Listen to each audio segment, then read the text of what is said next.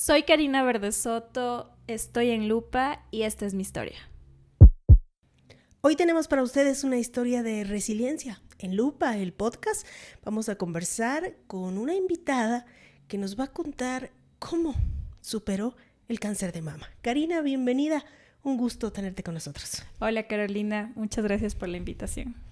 Cari, hoy te vemos aquí reluciente, sonriente, brillante, pero tuviste momentos realmente muy oscuros en tu vida. Tu salud estuvo muy afectada en algún momento. Cuéntanos un poco de eso. Bueno, yo cuando tenía 25 años fui diagnosticada con cáncer de mama, justo en plena pandemia. Fue una enfermedad que, como tú ves, 25 años es una enfermedad que muy poco se escucha y al menos este tipo de diagnósticos. Así que pues ya hoy ya son casi 4 años y medio más o menos de la remisión. O sea, ya estoy a 1 año aproximadamente de la remisión completa. ¿Cómo te sientes hoy? Muy bien, realmente ha sido un proceso, al principio era difícil, creo que fue una de las experiencias más retadoras, o sea, creo que nunca me hubiera imaginado que podía pasar esto, siempre tenía como la idea de cáncer como muerte y saber que yo tenía que vivir esto y todo lo que conllevaba esto, pues realmente fue movido, me dolía, me afectaba, pero hoy como que mucho mejor. Te lo detectaron a los 25 años. Ajá. Cuéntanos un poquito de cómo fue, cómo recibiste la noticia, cómo te diste cuenta. Bueno, realmente mi diagnóstico como tal fue a los 25 años, pero yo a los 23 años ya me di cuenta de que algo no estaba bien. Alguna vez viendo una película, pues como que tenía esta costumbre del tócate, ¿no? O sea, como cuídate, mírate por si acaso. Y así me encontré una bolita en el seno izquierdo, pero fui donde médicos y los médicos, no, ¿cómo vas a tener cáncer? ¿Cómo va a ser un nódulo si al final tienes 23 años? No es posible, no tienes hijos, no utilizas métodos anticonceptivos, no has tenido abortos, no creo, ¿no? Me hicieron un montón de exámenes, me hicieron una especie de biopsia, y te digo especie porque no fue una biopsia completa, y salía que era un fibroadenoma. Punto. Y con eso me mandaron con un tratamiento hormonal que gracias a Dios nunca lo tomé. Esto fue al principio, cuando Ajá. tú tenías una sospecha, pero ahí quedó la cosa, o sea, no continuaste, no tuviste un diagnóstico como tal en ese momento. No, el fibroadenoma era el diagnóstico, o sea, que era como O sea, una nada de qué preocuparse, no, podría nada decirse, ¿no? aparentemente, ¿no? Pero me mandaron supuestamente por unos ovarios poliquísticos, me mandaron con un tratamiento hormonal, pero como te digo, si lo hubiera tomado probablemente tú y yo no estuviéramos hablando hoy aquí. Bueno, sin embargo, pese a ese diagnóstico en primera instancia, todavía estaba ahí. ¿Qué es lo que te llevó al médico? ¿Qué viste que te alarmó? ¿Físicamente o sentiste algo? ¿Cómo fue? La bolita en el seno izquierdo. Eso fue lo que me llevó al médico. Ya. ¿Eso continuaba ahí? ¿Qué te hizo sospechar de no? Posiblemente sea mucho más que un fibroadenoma. Tengo que tomar cartas en el asunto. ¿Qué te hizo buscar una segunda opinión?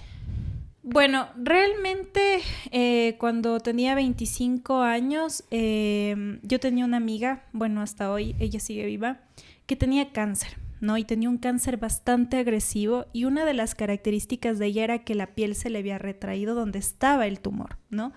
Entonces, alguna vez conversando con ella, le comenté y ella me dijo como, yo también tengo esto y yo también tenía esa retracción en la piel.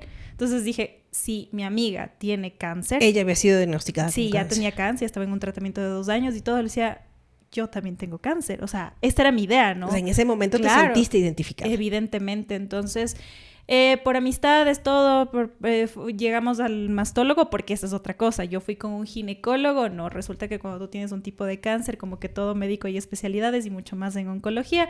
Entonces yo llegué a un mastólogo que está en la ciudad de Quito y él me ve. Yo estoy segura, o sea, hoy somos amigos y todo, pero yo estoy segura de que él el día que vio eso sabía que no estaba bien algo ahí. Y me hizo un diagnóstico completo. Realmente es difícil por el hecho de que, o sea, en creo 2 semanas tenía que hacerme 1,000,000 de exámenes y en los que recuerdo la primera cita con él, yo lloraba porque decía, ¿de dónde voy a sacar tanto dinero para poder? Estaba estudiando, estaba todavía en la universidad, claro. Estábamos en pandemia, así que imagínate, o sea... todo esto fue sí. ¿En plena qué meses? pandemia. O sea, la pandemia aquí en el Ecuador más o menos empezó por marzo. Lo tuyo fue marzo del 2020. Septiembre. Septiembre del 2020. 25 de septiembre más o menos la primera Sí, cita. estábamos en todo el auge de la pandemia entonces. Totalmente. Era una cosa loca, ya de por sí pagar una cita médica con él era un gran esfuerzo y él me manda ese día, me acuerdo claramente porque me dijo Cari, o bueno, en este caso antes éramos como más lejanos, Karina, yo te sugiero que así tú quieras 2, 3 opiniones, hagas ya, porque si tú no lo haces ya, esto puede cambiar el panorama. Entonces, al final tuve personas a mi alrededor que me ayudaron mucho y que estuvieron conmigo, y esto hace que al día siguiente yo ya me estuviera haciendo exámenes. O sea, tenía que hacerme una resonancia magnética, tenía que hacerme exámenes de sangre y a la semana siguiente tenía la biopsia. Como te dije o sea, fue todo ahí, fue rápido, sí, además, porque rápido. Esa fue la recomendación del médico, ¿no? Claro, porque él decía, o sea, el tiempo cambia el panorama, ¿no? Entonces, ya te digo, o sea, yo estoy segura, o tal vez él nunca me lo dijo por su ética profesional, pero yo estoy segura que el día que él envió la retracción, él sabía que ese 99% que podía ser no cáncer, sí era un cáncer. Bueno, a lo mejor sí, con solo verte ya tenía, presumía el diagnóstico, pero esperaba tener, ¿no? los exámenes. Cuando ya te dieron en sí la noticia, tienes cáncer, ¿cómo se maneja esto? ¿Cómo sabes en qué nivel estás? ¿Qué tan grave es, mejor dicho? Eso fue un bombazo. Realmente creo que tengo un recuerdo y hace un tiempo lo trataba de procesar porque ya él vio, ¿no? Entonces yo ya sabía que tenía cáncer porque el día que yo fui con la resonancia para que me hicieran la biopsia ya había un diagnóstico en el que decía BRAF 4. El cáncer se caracteriza en 5 niveles. 1 cuando es como que recién está empezando y 5 cuando ya es grave, ¿no? O sea, cuando el 100% de cáncer. Y yo ¿En tenía qué nivel estabas tú? 4. Entonces yo ya estaba en el 80-90% de que sí era cáncer.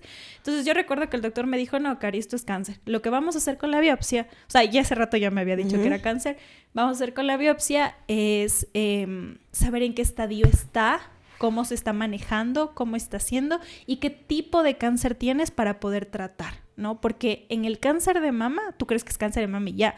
Hay muchos, entre ellos está los que son hormonales, como que fue el mío, ejemplo, los que no son hormonales, los que tienen otro tipo, bueno, son un montón, pero el más agresivo es el que no tiene ni hormonas ni nada, pero no saben cómo aparece. En mi caso, yo siempre digo, creo que fue una suerte, fue hormonal.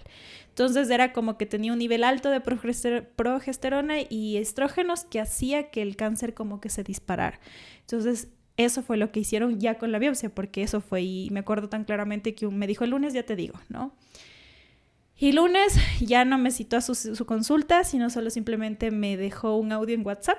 Me levanté un lunes asustada, con miedo, y fue un Cari, si es cáncer, este es el diagnóstico y hay que empezar ya. Entonces, ¿te dijo qué tan grave era? O sea, uno se espera que le digan, no sé, te queda tanto tiempo, tienes algo que hacer o te vas a salvar. Bueno, cuando uno escucha cáncer piensa en esas cosas. Sí. ¿Qué te dijo él en ese momento? Yo creo que yo siempre he dicho que él fue, o sea, mi doctor fue como caído del cielo porque fue una persona tan calmada. Me dijo, Cari, esto es cáncer, estamos en un estadio, como que estaba in situ, o sea, como que todavía estaba dentro, como encapsulado el cáncer, entonces esto hacía que como que esté más o sea, como que todavía no podía. No se había ido a otras partes del cuerpo. Aparentemente, porque después con el tiempo me dijeron que probablemente yo tuve metástasis porque estuvo involucrada la piel. Pero con todo y todo, o sea, realmente era un BRAF 2. No, o sea, perdón, un estadio 2 o algo así era. Ya la verdad es que es mucho tiempo, pero algo así era. Y entonces lo que yo necesitaba de ella era como, bueno, ya, tienes el diagnóstico. ¿Tienes seguro? No. ¿Dónde te vas a hacer el tratamiento? No sé. Y por eso te digo que él fue un ángel en mi vida. Porque él en ese entonces trabajaba en el Hospital Eugenio Espejo. Y él tenía su consulta privada. Todo el diagnóstico yo lo hice de manera privada, ¿no? Entonces imagínate que en un mes gastarte $4,500 más o menos. Así, de la nada. Y para poder saber qué tienes. Y después de eso, recuerdo que él me dijo, Cari, si es cáncer, yo te meto al Eugenio Espejo. Yo te ayudo a que ingreses a este hospital. Porque no vas a poder pagar $150,000. Son 4,000 algo semanales, claro, 28 días. La enfermedad y a eso súmale que tenías que preocuparte por lo económico, sí. Por de dónde saco dinero para enfrentar la enfermedad.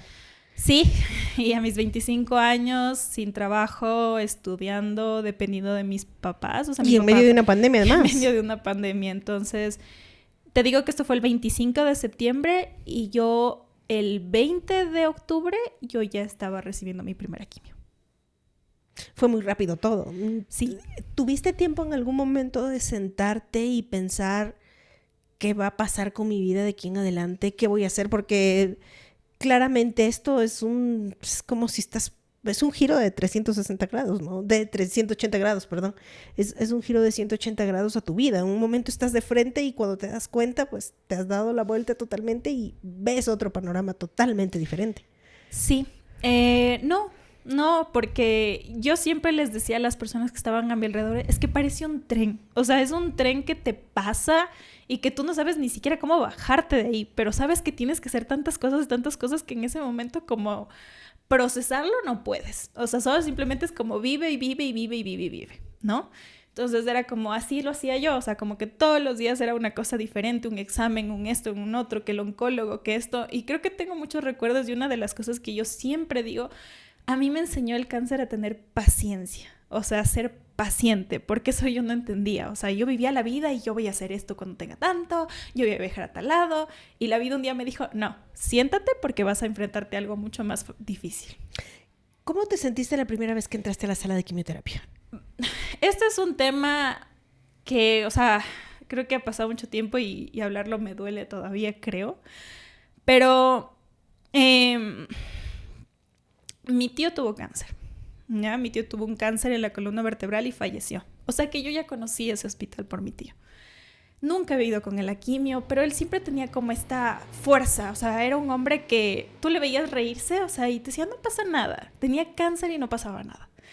Entonces, la primera vez que fui al este lugar fue porque ya me fueron a ver el oncólogo y todo. Entonces yo ya vi al final la sala de quimios, la gente sentada y como que ya me lo iba pasando y procesando como esto vas a vivir, esto, aparte no me gustan las agujas, ¿no? O sea, como que no me gustan, me incomodan, me molestan. Y nada, ese día recuerdo que todos tenían esta expectativa de que voy a salir mal, que voy a salir vomitando, lo que ves en las películas, que voy a salir vomitando, que voy a hacer eso. Y yo solo simplemente me senté y me acuerdo una de las frases de mi amiga que te comento y me dijo, Cari, cuando ingrese la medicación, tú agradécele porque entra a tu cuerpo a matar esto que te está deteniendo la vida. Y gracias por estar aquí y gracias por sanarme. Y todas las 8 quimioterapias que tuve fueron así. Gracias por estar aquí, gracias por sanarme y gracias porque esta es la oportunidad para vivir. ¿Cada cuánto recibías una quimioterapia? Cada 28 días. Una vez al mes, entonces. Más o menos. O sea, fueron 8 meses de tratamiento en quimioterapia desde que te enteraste de que tenías la enfermedad. Sí, tuve 4 quimioterapias rojas que son bien agresivas. Uh-huh. Por ende, yo perdí el cabello. Todo. Perdí. Sí, justo eso te iba a preguntar porque, bueno, uno ve en las películas y ve, raramente uno se interesa por estas cosas cuando ve un caso muy de cerca, ¿no? Pero pierdes el cabello, ¿qué otras consecuencias más te trae la quimioterapia? Pero creo que las más fuertes, que es como en la que más te choca, es perder el cabello. Aunque yo ya estaba decidida, ¿no? Creo que en la pandemia, no sé si a mí solo fue la única que le pasó, pero a todos, yo siempre tuve el cabello muy pequeño. Entonces me empezó a crecer el cabello y recuerdo tener una foto hasta hoy. No me he vuelto a tomar una foto de espalda porque tengo este recuerdo de haberme tomado esa foto y tiempo después fue como, se te va a caer el cabello. No, y todos, no se te va a caer. Y yo, sí, se va a caer. No, porque el tratamiento era fuerte. Y mi amiga siempre me fue preparando.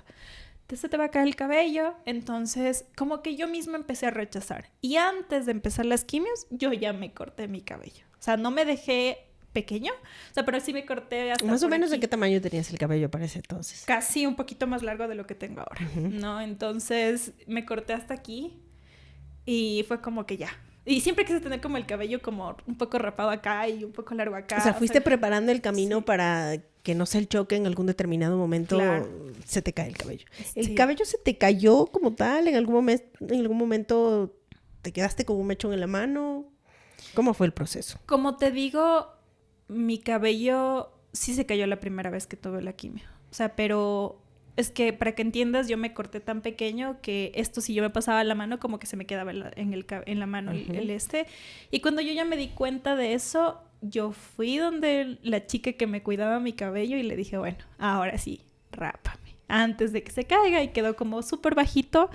Y ya una vez bañándome, pues solo te tocabas y se caía y se caía y se caía y se caía y se caía hasta que un día ya... Bueno, no pasaste por el momento traumático, entonces No. te quedaste con un mechón largo de cabello en tus manos. No, por eso mismo me fui preparando. Yo creo que cuando yo ya, incluso, o sea, ahora lo pienso y digo, o sea, qué fuerte, ¿no?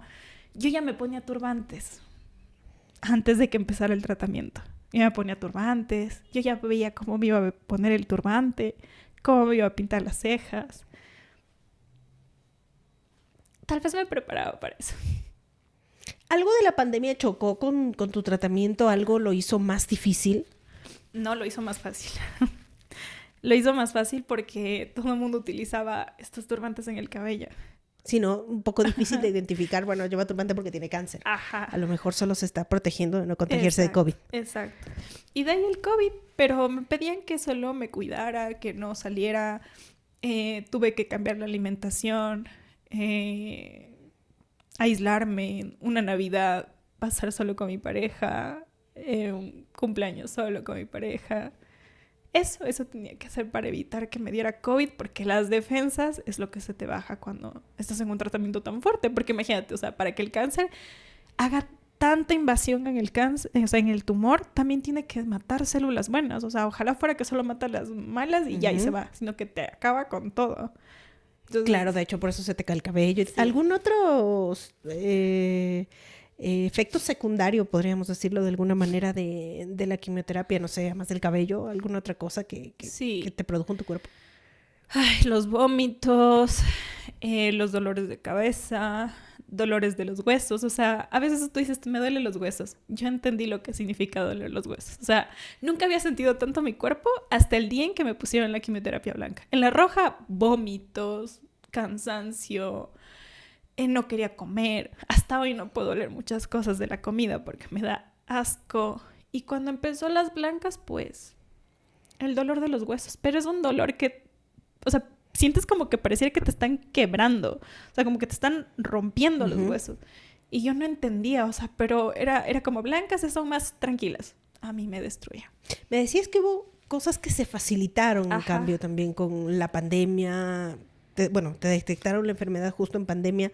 Hubo cosas que se facilitaron, como qué, por ejemplo. Los estudios. Porque yo estaba... ¿Estabas estudiando en ese momento? Sí, estaba en... No sé si en octavo o en séptimo semestre, no recuerdo muy bien. Pero ya estaba casi acabando la carrera. Entonces, imagínate, ¿no? O sea, en pandemia. Y yo, claro, tuve que notificar eso a la universidad porque había días en que tenía que dar quimios, que no podía despertarme. Y, o sea, no sé, creo que yo siempre voy a agradecer el momento exacto donde tuve el cáncer porque no fue el mejor momento para mí. Yo estudiaba virtualmente, entonces podía tomar la clase en la quimioterapia. Ya, o sea, a veces estaba con el brazo aquí, con la quimio y aparte en el teléfono cogiendo mi clase de la universidad. Claro, tenías que arreglártelas para avanzar de alguna manera. Pasaron 8 meses yendo a quimioterapia porque me decías 8 cada 28 días, más o menos una vez al mes. Luego de eso, ¿qué? La operación. Ahí empieza otro camino diferente. Cuando yo sabía que iba a perder algo. Tú pierdes algo en el cáncer. ¿Qué? No sabes, pero pierdes algo, ¿no? Entonces, a mí el cabello, como fue, bueno, tengo un montón de fotos con turbantes. Yo me emocionaba, me prendía a pintarme las cejas, la cara, o sea, de tal forma que no se me viera que tuviera una enfermedad. Pero había una decisión que tomar, que era el sacarme el seno. Porque esa era la opción, o sea, la mastectomía. Pero como te digo, siempre tuve un ángel en mi vida y este es mi doctor. Y él hizo que, o sea, él siempre me dijo, Cari, eres muy joven, o sea, físicamente, ¿cómo te vas a ver? Porque es quitarte un seno a los 27, 26 años. Y él me dijo no. Entonces él me hizo un procedimiento que se llama adenomastectomía, que es como, aquí está tu busto, aquí está un músculo y o sea, todo lo que tienes, ¿no? Entonces yo no tengo nada de músculo y en el músculo tengo una prótesis. Entonces a mí no me quitaron el seno. a mí me quitaron el músculo, todo lo que hay O sea, adentro. todo lo que está Todo, dentro. todo. Me vaciaron todo y adentro hay una prótesis que hace que, o sea, tú hoy me puedas ver y decir, o sea, si tú me ves de la No calle, pasa nada, no pasa nada. No. Ya. O sea, hay marcas. Y creo que lo más difícil creo que también fue perder la posibilidad de ser mamá. Esa es una de las cosas que más me marcó. Pero era eso, o sea, ¿quieres ser mamá? Bueno, era tu vida. Sí. Entonces, recuerdo que primero era el procedimiento de la adenomastectomía y ya. Y un día fui porque me tenían que poner medicación hormonal, como te digo, para que se mantenga inhibido. Eso significaba que no podía menstruar, etcétera, etcétera, cosas. Y me encontró el doctor y me dijo, ven, vamos a hablar con una ginecóloga. Ella te va a dar un panorama más claro. Y en ese panorama claro, pues también me dijo que ella consideraba que por la edad que yo tenía, lo mejor era sacarme los ovarios. Y así fue. Me hicieron una adenomastectomía y no me acuerdo si se llama histerectomía o algo así. Pero me sacaron también los ovarios. Entonces, imagínate, 26 años y no podía ser mamá y todos los efectos de una mujer que ya no puede menstruar. No me acuerdo cómo se llama. Pero de salud, ¿cómo quedaste? Bien, bien, o sea, en la medida de lo que puedes. O sea, tengo medicación hasta el próximo año, esperando que no pase nada. Controles cada 3 meses, exámenes cada 3 meses, tomografías cada 6 meses o a veces un poquito más por el tipo de donde estoy en el hospital. Pero si tú me preguntas, o sea, todo el mundo es como que busca la mejor clínica, pero yo no pude llegar al mejor hospital que pudo salvarme la vida porque, te digo, o sea, no estaría aquí. Algo bueno que te haya dejado el cáncer. Y digo lo bueno porque siempre te queda un aprendizaje, una moraleja, algo que aprendiste en ese camino que no esperabas atravesar sin duda, pero siempre hay algo bueno, incluso en medio de lo malo siempre queda algo bueno. O sea, en ese momento nada es bueno. Claro, sí, te entiendo. Pero después, algo que les digo a mis pacientes, que a veces parece trillado y cuando ellos lo ven es como, no, pero yo lo digo desde mi experiencia. Un día a la vez. O sea, vive un día a la vez. Vive un día a la vez donde realmente sepas que lo que puedes hacer hoy, porque yo corría. Y ya te digo, o sea, una vez la vida me dijo, no, siéntate y enfrenta esto, porque tú estás corriendo mucho. Y eso me enseñó a vivir así. ¿Algo malo que te dejó la enfermedad que todavía no puedas superar, que todavía recuerdes, que no puedas olvidar tal vez? Creo que lo más difícil fue perder personas. La primera vez que tú y yo grabamos este podcast, te había dicho que perdí una persona. Para esta vez te digo que perdí 2. O sea, darte cuenta de que soy muy afortunada de estar viva. Muy afortunada, o sea.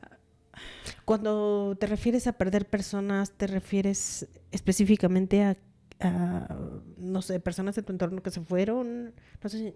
Yo conocí muchas amigas. Yo me volví un ícono de la gente que tenía cáncer y que era joven. Siempre me gustó las redes sociales. Y siempre les decía a todo el mundo como, no, sí se puede, con el cáncer puedes vivir y todo eso. En eso conocí 2 amigas. Una de ellas falleció al año que yo ya salí en remisión, con el mismo tipo de cáncer igual. Y la otra falleció hace unos meses atrás. Y fue súper difícil para mí porque eso me recuerda de que yo estoy viva. Y que esto literalmente es un regalo de vida porque, o sea, pude haber sido ellas. Pude haber perdido todo. La última amiga que se fue tenía 2 años menos que yo. Y ahorita tengo 30 años. Y eso siempre me hace acuerdo de que si no disfrutas tu vida, y eso es lo que les digo a mis pacientes, tienes un solo intento. 1, no hay más. Y me enseña todos los días a ser agradecida porque hoy estoy aquí, tengo mi vida, mi profesión, mis cosas, pero cuando tenía 25 años lo único que me preocupaba era saber si mañana iba a estar viva. Bueno, sigues aquí y ese es un gran logro, sin duda. Muy pocas veces pensamos en prevenir. Quizá cuando ves algo físico es más fácil decir, bueno, voy a hacerme chequear, voy al médico. Pero hay muchas mujeres que no tienen esta oportunidad. No. Como mujer, como joven, ¿qué es lo que recomendarías tú? ¿Qué es lo que le aconsejarías tú a las mujeres que están pasando por un momento así? Ay, que no pierdan la fe. Porque si tú pierdes la fe, pierdes todo. O sea, y la fe no te digo Dios, lo que tú creas. Yo creo en muchas cosas, creo en Dios, creo en el universo, creo en energías, creo en muchas cosas. Y para mí era todo eso junto para poder salir de esto, porque yo tenía en mi cabeza, y creo que eso es lo que te digo cuando te decía que yo influenciaba en otras personas, porque mi tío, cuando yo me sentía mal, decía, no, mi tío pudo, o sea, mi tío luchó, mi tío hizo esto y al final perdió con la batalla, pero yo no, yo voy a estar viva. Y cada vez que yo me sentía mal y que me sentía que quería ya no estar aquí, lo único que decía, le preguntaba a mi tío era como, ¿cómo lo lograste? ¿Cómo sonreías cuando todo se te caía encima? Porque hay días en que en serio que todo se te cae encima y la mejor opción es dejar el tratamiento porque es tan feo los efectos. Claro. Cari, te voy a mostrar una fotografía y quiero que me digas de qué etapa de tu vida es. Justamente, tenemos ahí. Es una fotografía, Ese es estás con un perrito, con tu Sí. mascota. Joaquín es una historia que, o sea, yo lo amo por eso, porque él llegó a devolverme mucho. O sea, yo me iban a operar y él nació, o sea, unos meses antes. Y yo ya tenía mascotas, mi gata, mi otra perrita. Y cuando él llegó, él es como un ser en mi vida, como que me devolvió la vida. Porque ha sido como mi compañero. Yo lo amo, o sea, no tienes ni idea cómo, porque tiene el mismo tiempo que tengo yo en remisión. O sea, si yo tengo 4 años, casi 5, él ya va a cumplir 4. No, entonces imagínate, o sea, es como juntos. Y fue en la playa después del cáncer. Ya tenía un poco de cabello y todavía estaba luchando con mi forma de, o sea, mi físico, porque imagínate. Claro, también, tantos cambios. Sí, yo ahorita peso mucho más de lo que pesaba en esa foto. Yo pesaba 53 kilos cuando salí del cáncer. O sea, yo no me engordé, yo me flaqueé. Y después todo vino en subida, ¿no? O sea, subí de peso muy rápido por todo lo que es por la retención de líquidos, voy a asumir. Y eso, pero creo que ese siempre es un recordatorio de que pude ir a la playa y te dije que mi amiga, una de ellas falleció. Y una vez hablando por ella estaba mucho mejor que yo. O sea, yo digo, wow, ella tenía hijos, tenía todo. Y una vez ella me dijo, Cari, algún día vamos a ir tú y yo a la playa y nos vamos a tomar una cerveza. Ella no lo pudo cumplir, pero yo sí. Es yo pude ir a la una playa. manera de como de rendirle un homenaje, ¿no? También Yo de creo que pronto. sí. Yo creo que sí. O sea, sí fue triste, pero cuando veo esas fotos digo, yo pude ir a la playa y poderme tomar una cerveza. Y ella no. Y ella, aunque tú no lo creas, había días en que yo lloraba y le decía, amiga, ya no aguanto. Y ella me decía, no, dale, dale. Y estaba mucho mejor que yo y yo no sé qué pasó. Tal vez el cáncer de ella estaba mucho más avanzado, no lo sé. Nunca más pude hablar con ella y yo regresé de Estados Unidos y 2 días después ella había muerto. Cari, ¿qué mensaje le dejarías a las personas que están pasando por la misma situación, que tal vez tienen un diagnóstico catastrófico, que tal vez están luchando por su vida y no saben si mañana van a estar o si el próximo mes van a estar, o no saben si van a superar alguna enfermedad, el cáncer o cualquier otra enfermedad que pueda llegar a tu vida en determinado momento? ¿Qué les dirías tú como una sobreviviente del cáncer a estas personas? Que no pierdan la fe, y que tengan paciencia. Que hay días en que en serio lo único que quieres es como botar la toalla y ya, o sea, que se haga efecto lo que el cáncer tiene que hacer en tu vida, pero no. Cuando tú tienes que estar en este mundo y cumplir algo en este mundo, solo simplemente tienes que esperar y ser paciente hasta que puedas salir adelante. Y yo sé que es difícil, hay días, como te digo, que yo no podía ni comer y era horrible, ¿no? Porque hasta hoy no puedo, esos olores me molestan. Pero yo le diría que tenga paciencia y que tenga fe y que viva un día a la vez.